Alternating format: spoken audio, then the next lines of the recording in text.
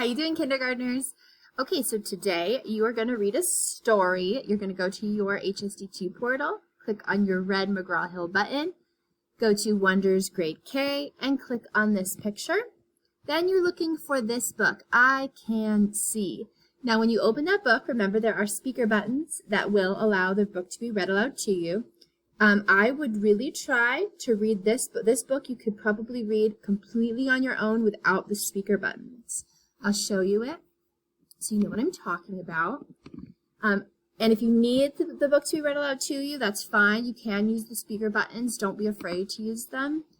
But it would be a really cool moment for you to read this book on your own, I think. Let me pull it up for you so we can look at it together.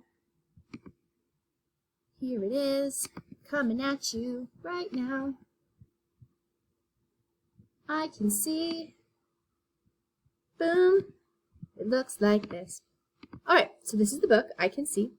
Now, when it pops up, you have the speaker buttons, and it will read it aloud to you if you need to. But I would really like you to try and read as many words as you can first, and then use the speaker button if you really need to. Okay, it's only a couple pages, and it's all about the sense of vision that you can see with your eyeballs.